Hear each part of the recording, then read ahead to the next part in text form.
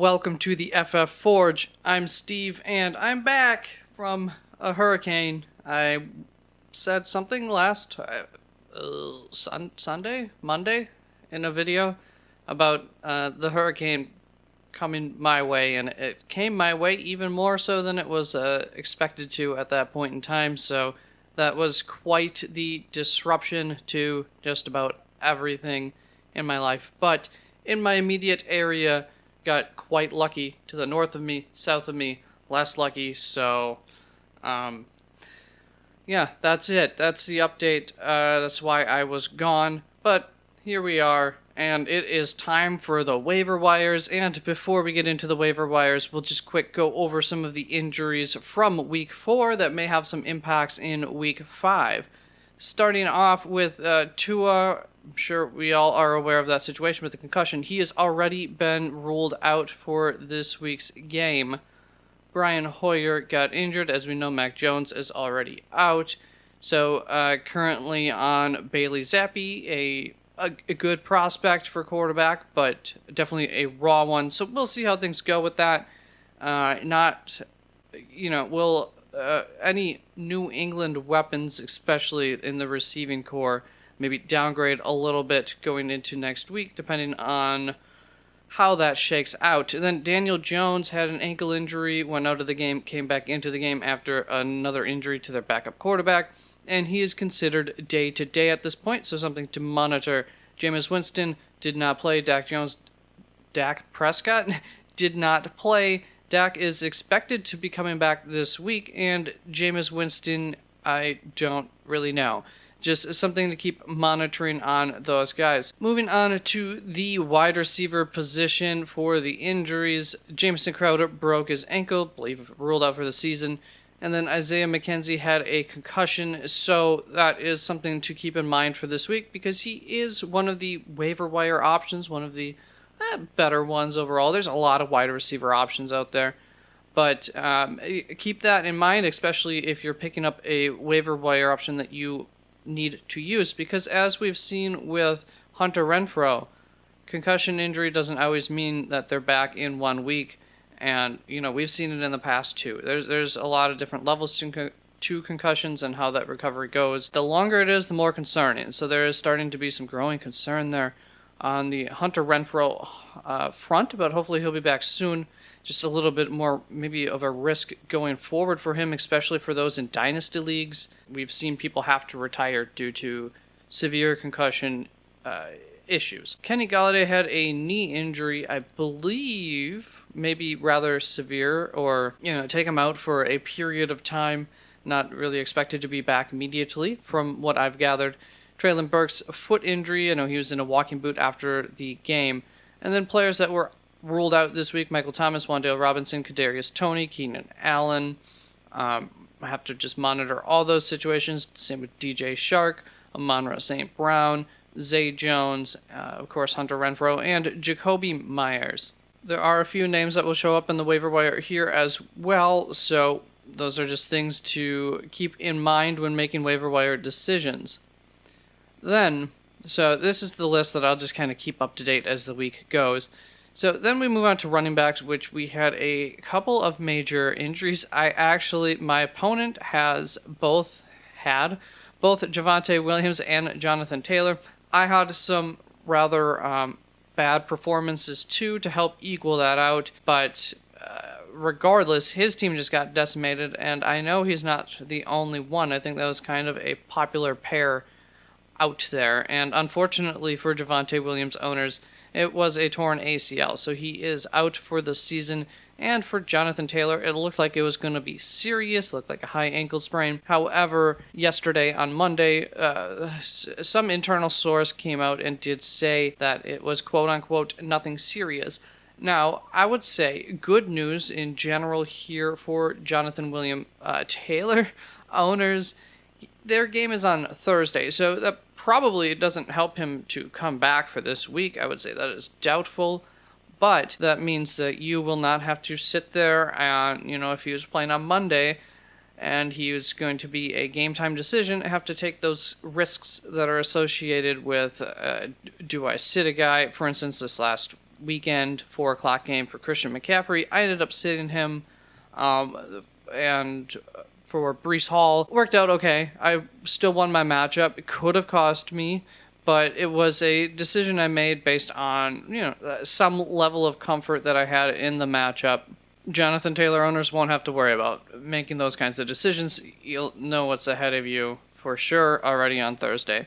Then Alvin Kamara got ruled out late in that game. I know that was a pain for a lot of owners. Unfortunately, those early morning games from across seas, you got to set that alarm to double check.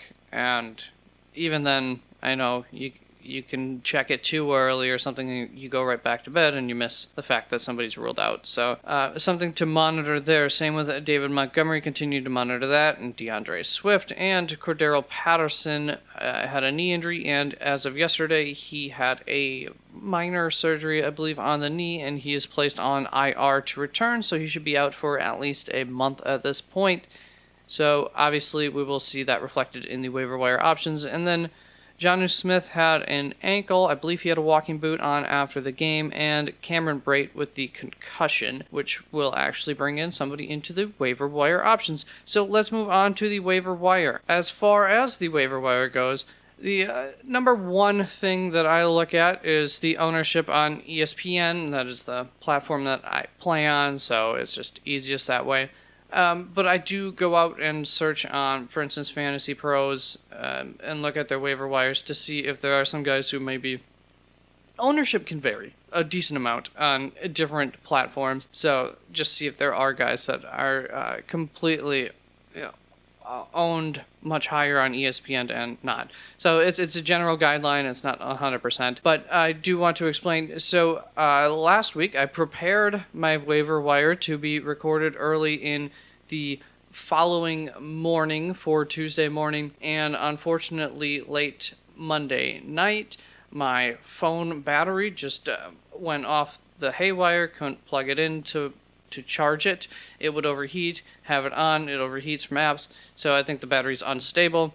And of course, hurricane coming. So I go in the morning to my carrier to get that issue resolved, and they're already closed up. And then every couple of hours, the hurricane's coming closer and closer. So it started with preparations and never ended up getting that video out.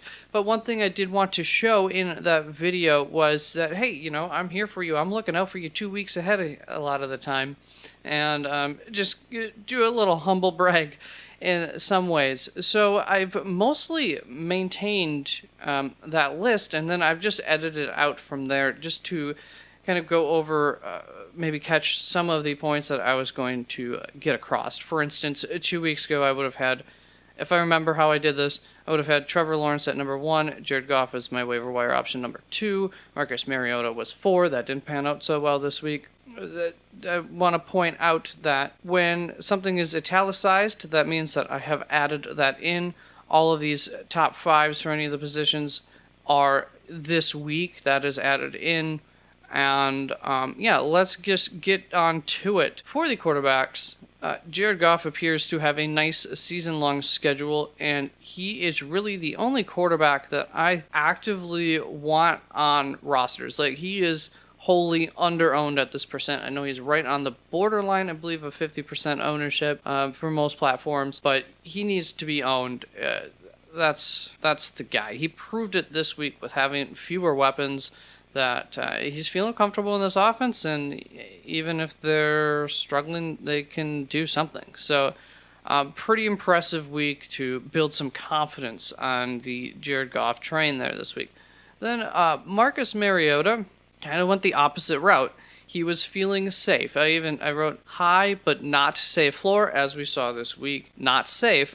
And that was me, I guess, essentially hedging my bet on still some lingering concerns about what we're seeing with the low amount of passing attempts from Marcus Mariota and the more higher than career average rushing yards that he had going on, and his terrible completion percentage on his throws. So that also combined for a low ceiling. And so I would not any longer say he has a high floor either. I would say he has a pretty normal floor, and his ceiling is not that great. So not really somebody I'm looking to add on to my rosters. So you'll see he's falling out of my top 5 options down here.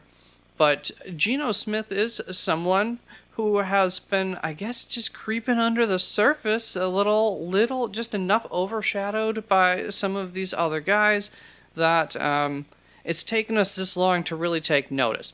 Now, the issue with Geno Smith this week, he is facing New Orleans, so don't think he's the best pickup if you want someone for 1 week.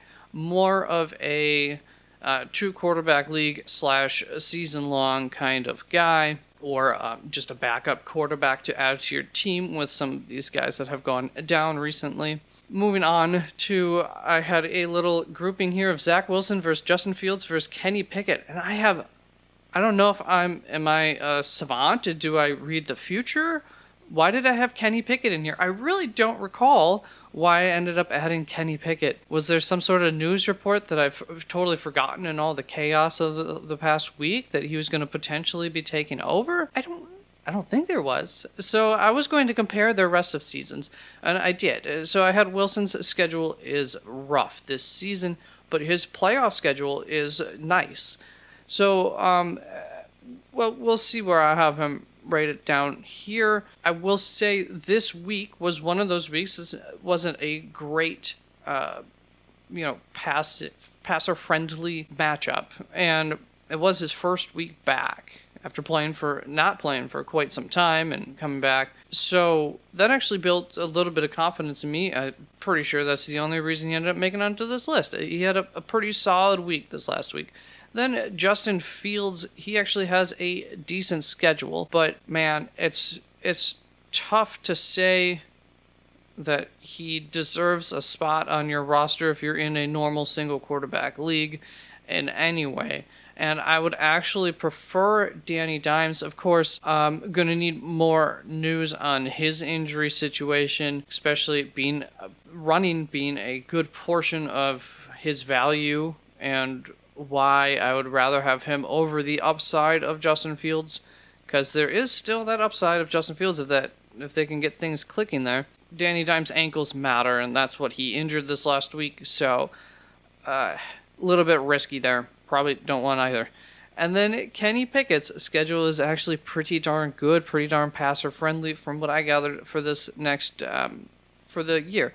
I don't 100% understand yet. I haven't figured out is Kenny Pickett supposed to be taking over going forward, or was that a in-game replacement? They're going to go back to their starter. Whatever the case, that's a sign of a lack of confidence in their starter, as they should have. It's time right now. If you believe in Kenny Pickett, or if you're somewhat desperate, he is worth a speculative add, because that team does have some weapons that if they could just get a quarterback in there to provide just a little bit of a spark and open some things up, everybody will benefit. Even with a rookie quarterback who will probably turn the ball over a little too often this year, he's a speculative add. Then I had Brian Hoyer versus Bailey Zappi. I was just going to let you know it's going to be Brian Hoyer. Bailey is too raw to have earned that spot over the veteran. That's why they carried 3 quarterbacks. So, yeah, just continue to monitor that situation. But I do actually like Bailey a fair bit. Not this year, though. Now, on to my top 5 options. As I said, Jared Goff is really the only guy that I'm going out of my way to get, putting in my waiver wire priorities if I'm looking at a few different positions this week, a few different guys. After that, I do have Geno Smith as my number 2 option. Maybe Teddy Bridgewater should be above him, but Geno Smith's more of a season-long opportunity, whereas I don't think Teddy Bridgewater is, although I don't know. I'll just show you, I wrote his schedule for a reason here. Teddy is playing up against the Jets, Minnesota, Pitt, and Detroit over the next 4 weeks. Did I say Kenny? If I did, I meant Teddy Bridgewater. And so that's Tua owners, I feel for you. Yeah, who knows? Tua could be coming back next week. For now, things are lining up pretty nice for Teddy. If you're looking for somebody that you are going to have to start, or you're probably going to have to start, I would go with Teddy there, even over Gino, who I have higher. That's just a season-long thing. Gino has more appeal there. Then, as I said, Danny Dimes makes his way onto this list, and he's just more of a safe option. He'll get you those 18-ish to 22 points, not a real high ceiling. He is what we thought Marcus Mariota was becoming this season, essentially, is what Danny Dimes is. Yeah, as that offense, things might improve. It's a new offense, so things could definitely still improve. So there is some higher upside to Danny Dimes yet as well. And Zach Wilson, we like that schedule. No, we don't. That's Kenny Pickett. Zach Wilson, we don't like that schedule. That is really the main reason he's down here, but he did make the list because he played himself onto this list with the weapons that are there in New York, with the Jets' weapons that they have available for Zach Wilson. There's a lot of upside there if things could get clicking. Then bonus, I just want to add in here, Jacoby Brissett wasn't really on my radar last week. And he was going to make it in my top 5, and then I recalled that Teddy Bridgewater was out there, and so he's kind of slipped out. But honorable mention to Jacoby Brissett. He's kind of in the Geno Smith, Danny Dimes school here of season-long baseline guys. They shouldn't kill you too often. Jacoby Brissett, he's on the Cleveland Browns. They run the ball a lot and just make things easy on the quarterback. Those are the quarterbacks. Moving on to the waiver wire running backs. So last week, up here, I had Raheem Mostert and J.D. McKissic basically going, are these guys, can you drop them for some of these other options, for a Jamal Williams especially, but even for some of these guys who are all of a sudden maybe becoming more viable quicker than we thought. Raheem Mostert is now over 50% owned, so I just had to completely take him off the list. What I was going to say with Raheem was it's going to be a weekly dependent thing, and I don't know how easy that is going to be for us to figure out as far as what weeks he's used. However, especially if Chase Edmonds were to go down, and that's not out of the realm of possibilities, Raheem Mostert would immediately shoot up to the top of any waiver wire list if that were to happen. He has some value anyways. He would be he'd be in the top of this list if he was a waiver wire option. So he's not somebody I was going to be telling you to drop. And this last week was actually more promising than we would have expected for him going forward, so that was good. Then J.D. McKissic, I looked at the schedule, don't really love it for him going into the future. We saw that last week. Things didn't really work out too well for him, and I'm just expecting more of that. And then Brian Robinson's coming back.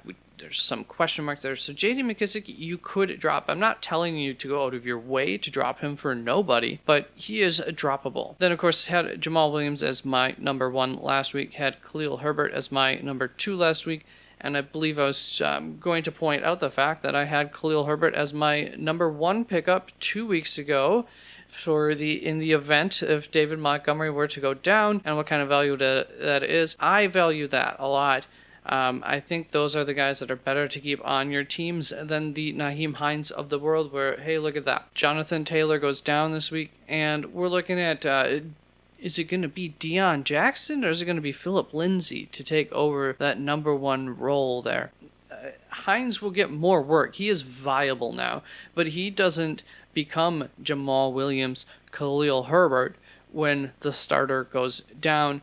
And part of this comes down to the makeup of your team. Nyheim Hines has a place on some rosters, but for the most part, I value guys who are going to be coming into a huge role, guys who, for fab, you're going to get recommended to spend 50-80% of your budget on them, those types of players. The Rachaad Whites, who I don't know what's happening quite there in Tampa. I think Leonard Fournette got punished for something, and so Rachaad White got an opportunity, but he looked Rachaad White was more efficient in his opportunity than Leonard Fournette was, and it was just a weird game. They ran the ball 6 times in total, Tampa, so they were clearly just trying to pass the ball every play of this game. Sort of what Dallas did against them last season was their game plan. So it was there's a reason Rachaad White's not at the top of my top 5 here. There were good signs of things that may be to come. I've said it in the beginning of the season or before the season started that Leonard Fournette's one of those guys who we won't be shocked if Rachaad White is the starter by the end of the season. By the end of the season, not week 5. But it's a sign of a possible changing of the guard there. Don't think that's happening though quite yet. Then Zamir White, Jaylen Warren, Tyler Algier, Kenneth Walker, all guys that I had on the list last week to tell you, hey, these are the guys that you should be owning on your bench, over especially like a J.D. McKissick and Alexander Mattison get taken off the list this week. These guys are all now over 50% owned. He'll probably go back below, I would assume, once Dalvin's back, but Alexander Mattison to me is in the bottom of this list. I was going to explain that this is not the same Vikings team that it used to be, so he's not walking into that same role that he's walked into in the past when Cook goes down, but Cook came back anyways. And then I was going to give you yet another reminder on Brian Robinson. It's time to get ahead of the curve was what I said 2 weeks ago. And I know that's not realistic in every league. You really essentially need an IR a league with IR spots in order to even think about doing that. But yeah, the time has come. Brian Robinson is here. I'm optimistic, but not confident in how fantasy relevant he will be. And that mostly just comes down to, is he going to be able to make this Washington offense click? Because if not, that defense can't really stop a whole lot. They did better this last week, but Brian Robinson's, going to be their first and second down, not their 2-minute guy type player. He may be splitting a little bit. I think Antonio Gibson's going to come in and take a little bit of J.D. McKissick's work and relieve Brian Robinson a little bit. And so he just may not quite have the volume for a lot of reasons that you would need for a reliable running back. But there is that upside that he could be a RB, back-end RB1, high-end RB2 type player. So that's upside you really you don't want to end up having missed out on, which is why he's up at the top of my list here. Then added this week, we have Deion Jackson, Mike Boone, and that Indianapolis backfield. Philip Lindsay's on the practice squad for Indianapolis. I'm sure he'll be brought up onto the regular squad this week. And they brought him in there specifically because I don't think that they had confidence in the guys that they had behind Jonathan Taylor. I do believe that they wanted someone to come in and relieve Jonathan Taylor to a little bit less of a workload than he ended up getting for the second half of last season. I don't think they could find that. But Philip Lindsay may be the starter. Deion Jackson may just be, I don't know, I assume he does special teams stuff, and that's why he would have been on the roster compared to Philip Lindsay. So Deion Jackson's not a smash play. You'll see he doesn't even make my top 5 because I don't feel confident that he's going to be the starter there. And even if, look at what Jonathan Taylor, the superior running back, has been able to do anyways. So I'm not too excited about getting into that backfield. A little bit more excited about this one, but not super excited either. Melvin Gordon will quite obviously become the number 1. If you saw last week's game, or if you look at the box score, you might be thinking, oh, Mike Boone's going to be the RB1. Melvin Gordon fumbled yet again and just got sat for the game. So he'll be back next week in his RB1 role, now in an RB1A type role there. And, I guess stock up for him.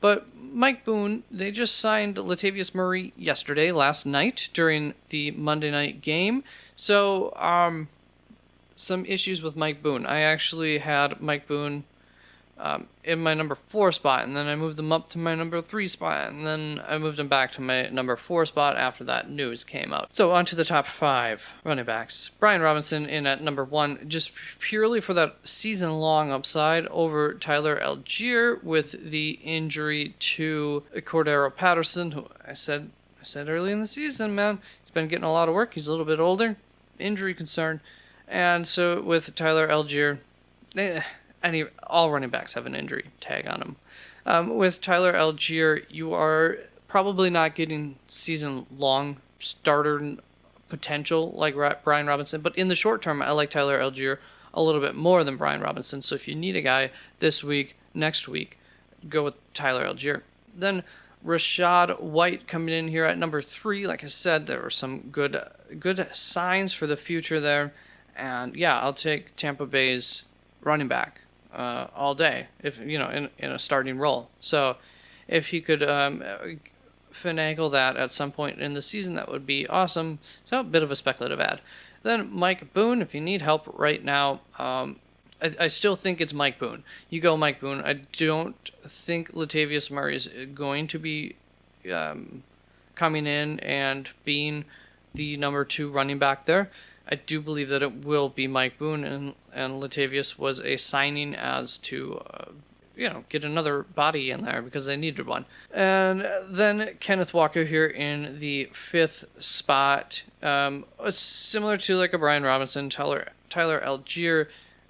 He has there's a lot of upside there for him. So he is a guy that you want on the back end of your roster if you can carry him, just like some of these other guys, just like some of Zamir White, Jaylen Warren as well. That's it for the running backs.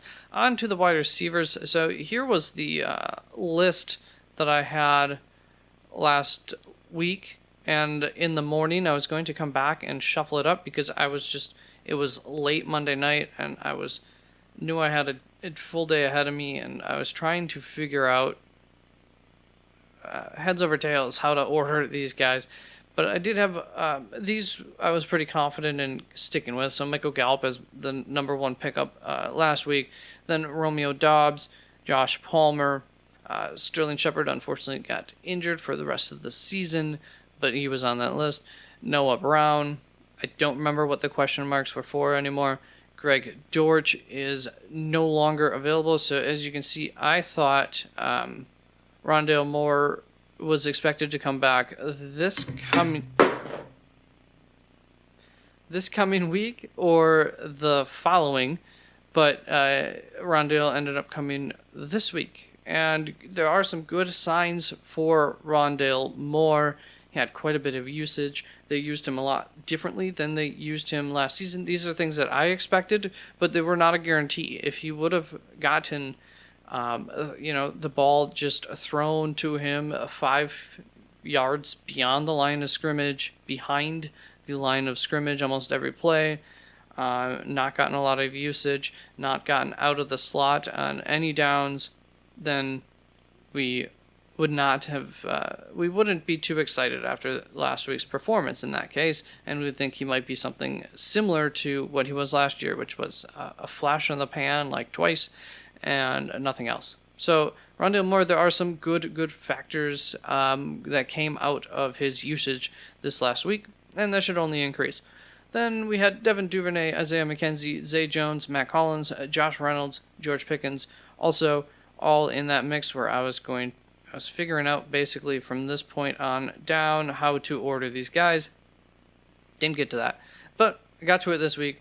A few names that I'm adding on to my watch list here for the wide receivers. Sky Moore did get some more usage there in Kansas City, and he did good with it, and it looks like he might be what's kind of missing in that offense.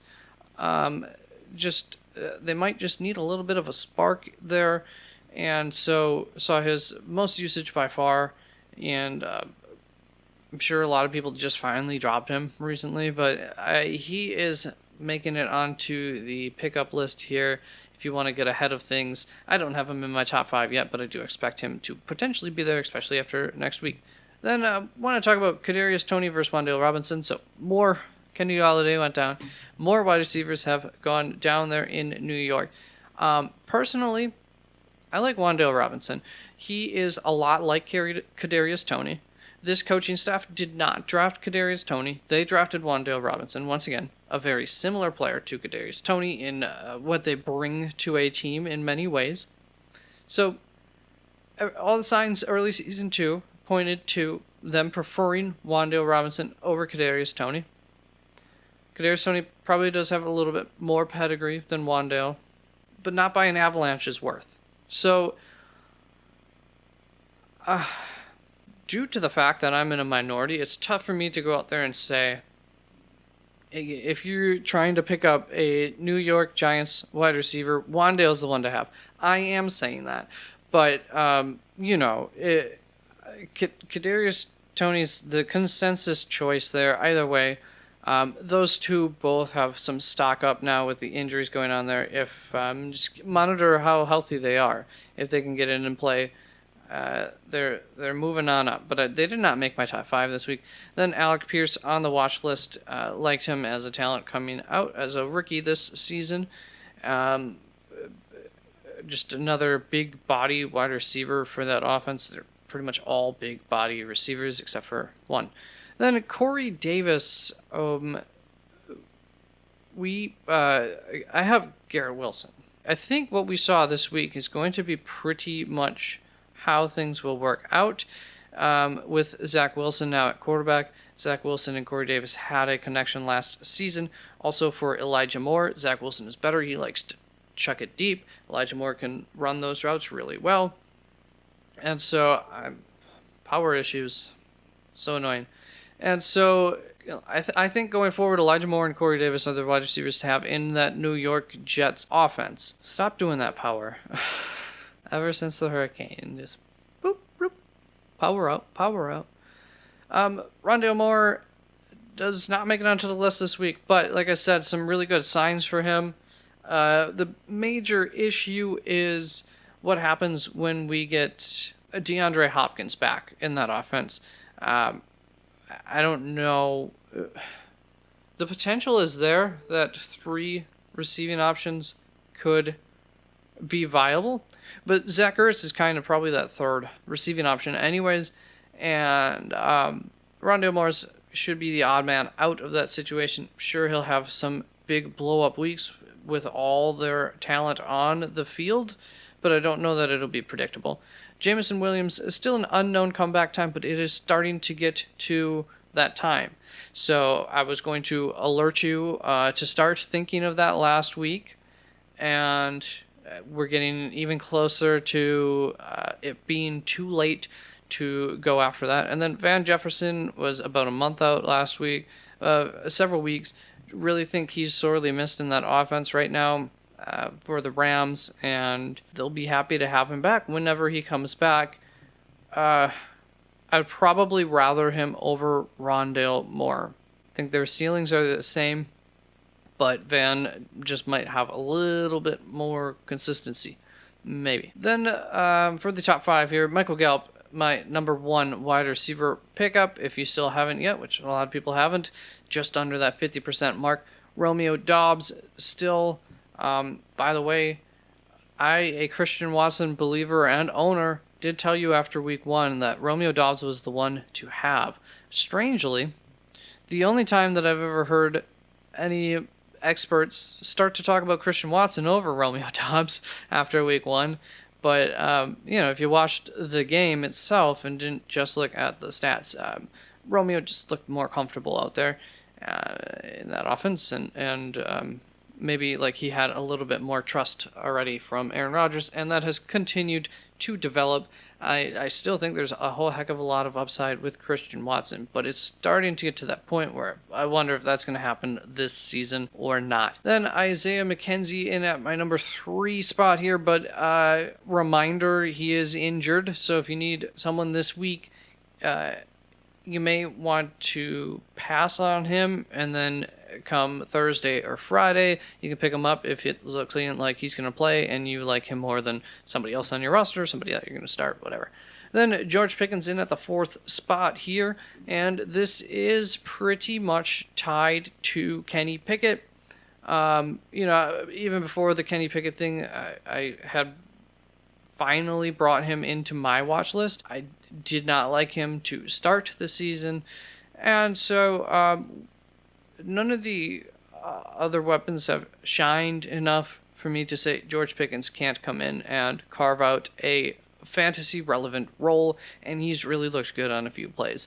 And his usage was insane once Kenny Pickett came in, and of course they've had the off season to work with each other. They would have both been on second team offenses and whatnot, so there's going to be a connection there that Kenny Pickett, for instance, may not quite have with the Chase Claypool and Deontay Johnson even. Then Corey Davis in at the 4th waiver wire spot. Once again, just that connection with Zach Wilson. And then bonus, Jameson Williams. Telling y'all, we've seen that Detroit offense now, and he is going to be the most talented receiver there by far. He's no guarantee this season, but the upside is insane. So especially if you're really struggling with your wide receiver and you can stash him in some way or another, then he has the most upside. Moving on to the tight end waiver wire options. Yeah. These are the guys I was looking at. Moved David Njoku back onto my I would rather own list.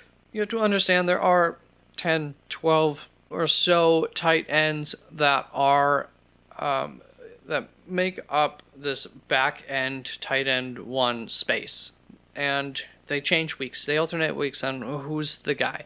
So my ultimate suggestion is you take 1 or 2 if you want to play matchups with a few guys, whatever the case, and you just stick with them. The tight end hit rate is going to be about 1 in every 3 weeks for this level of guy. Otherwise, you're looking at 6-point games, essentially. 8 points, maybe.